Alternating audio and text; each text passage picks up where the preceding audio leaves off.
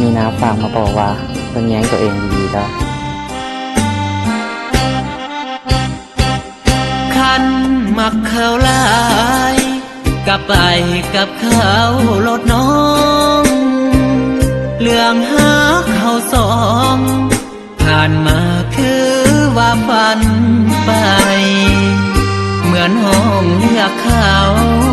อ้ายต้องยอมเป็นคนแพ้พ่ายถึงแม้นหากเจ้าสำใดก็ต้องทำใจเพื่อน้องหน้ามองพออ้ายมันจนนี่คือเหตุผลที่น้องเลือกเขาอ้ายเป็นเพียงคนที่หักเจ้าสิเอายังสู้กับคนที่เจ้าหัก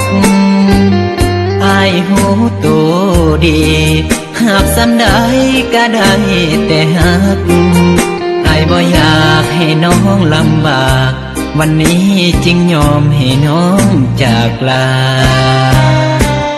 ไปโลดน้องลาไปซักบ่ต้องห่วงอ้ายไปกับแฟนใหม่คนที่เจ้าปรารถนาเกิดขึ้นเสียแม่ผู้สาวป่วยและเสียกับการเงินด่วนจังเขาสามารถใส่ตัวได้เขาใส่ตัวเต็มที่แล้วได้สิเสดเอาดอกน้ำตาหากว่าห้ามหันบ่ได้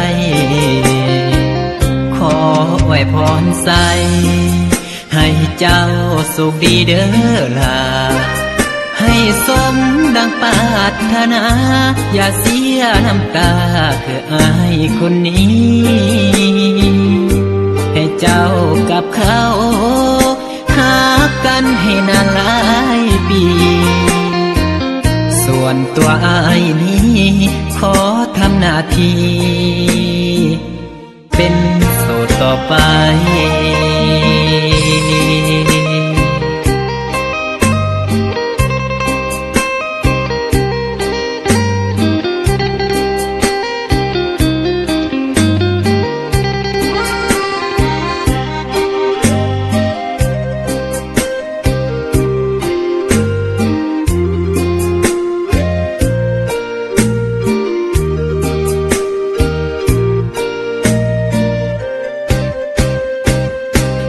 โลดน้องลา